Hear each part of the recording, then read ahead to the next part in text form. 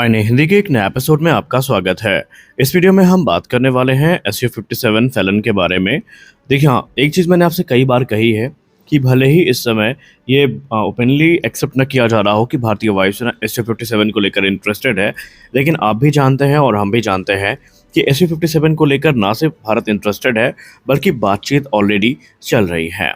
और इस समय भारत तकरीबन 40 से 60 SU-57 की तरफ देख रहा है और संभावित है कि ये एक डायरेक्ट परचेज होने वाली है।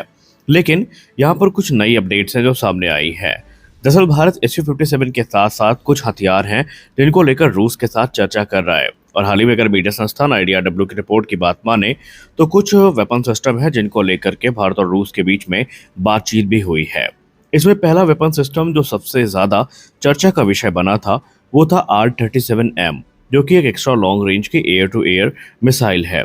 अगर हम इसकी रेंज की बात करें तो R-37M की जो रेंज है वो तकरीबन 300 से लेकर 400 किलोमीटर की है।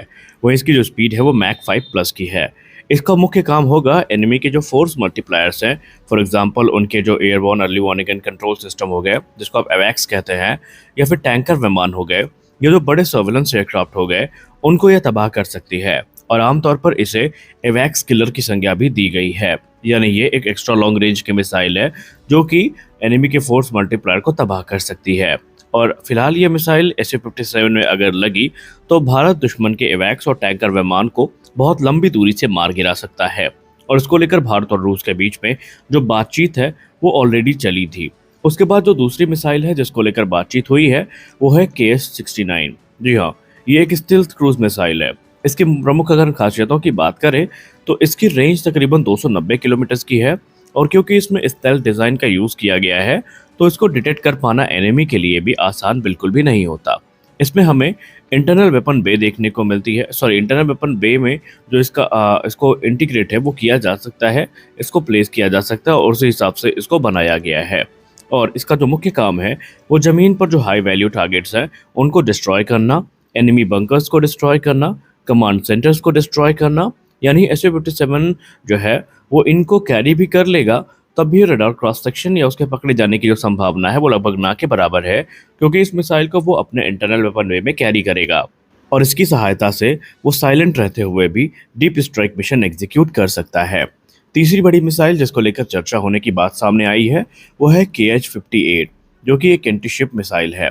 अगर हम KH-58 की बात करें जिसको हम USHKE के नाम से भी जानते हैं, तो ये एनिमी रडार को डिस्ट्रॉय करने वाली मिसाइल है। इसे मुख्य तौर पर suppression of enemy air defence mission में यूज किया जाता है। एक तरीके से आप इसको एंटी रेडिएशन मिसाइल की भूमिका में भी देख सकते हैं। कुल मिलाकर अगर हम बात करें तो ये suppression of enemy air defence के अंतर्गत एनिमी के surface to air missile system के जो रडार होते हैं उनको डिस्ट्रॉय कर सकता है, और जो एयर डिफेंस रडार है उनको भी ये डिस्ट्रॉय कर सकती है। इससे SU-57 जो है वो साइलेंट रहते हुए दुश्मन के एयर डिफेंस को पूरी तरीके से खत्म कर सकता है। इसके अलावा एक जो मिनी किंजाल है वो भी चर्चा का विषय थी, जो एक हाइपरसोनिक कॉन्सेप्ट पर आधारित है। रिपोर्ट्स के मुताबिक KH-47M2 किंजाल का एक छोटा वेरिएंट जो है वो भी SU-57 के लिए बनाया जा रहा है, और उसमें हमें हाइपरसोनिक स्पीड देखने को मिलेगी, बहुत तेज स्ट्राइक कैपेबिलिटी देखने को मिलेगी, और हैवी डिफेंडेड टारगेट को भी वो डिस्ट्रॉय कर पाएगी। अब क्योंकि यहाँ पर अगर ये मिसाइल इंटीग्रेट कर दी जाती है तो आप सबको पता है कि इस समय दुनिया में बहुत कम एयर डिफेंस सिस्टम ऐसे हैं जो हाइपरसोनिक टारगेट को यहाँ पर डिस्ट्रॉय कर सकते हैं। यानी कि फिलहाल अगर भारत के परिप्रेक्ष्य से बात करें तो पाकिस्तान जैसे एडवर्सरी के लिए इस मिसाइल से पार पाना अपने आप में एक बहुत बड़ा चैलेंज होगा, क्योंकि ब्रह्मोस जैसी मिसाइल्स तक को तो उनके रडार देख नहीं पाते हैं, और अगर हाइपरसोनिक वेपनरी आई तो फिर उनके लिए इसको डिस्ट्रॉय कर पाना बहुत मुश्किल होगा। अब यहाँ पर भारत अपनी मिसाइल को भी प्राथमिकता दे रहा है। भारत चाहता है कि SU-57 में बड़ी संख्या में इंडिजिनस मिसाइल्स भी लगाई जाएं, जैसे कि अस्त्र मार्क 1 जिसकी रेंज 110 किलोमीटर की है, अस्त्र मार्क 2 जिसकी रेंज 160 किलोमीटर की है, और अस्त्र मार्क 3 जिसकी रेंज 300 किलोमीटर तक है। भारत इनको अपने SU-57 फैलन में लगाना चाहेगा। इससे भारत का जो सेल्फ रिलायंस है ये भी बढ़ेगा, और हम पूरी तरीके से जो विदेशी हथियार है उस पर डिपेंडेंट नहीं रहेंगे। इसके अलावा रूस ने भारत को R-77M, जो कि एक एडवांस BVR मिसाइल है, इसको ऑफर किया है। इसमें हमें एडवांस एसा रडार सीकर देखने को मिलता है, डुअल पल्स रॉकेट मोटर देखने को मिलती है, और इसका नो एस्केप जोन काफ़ी बड़ा है।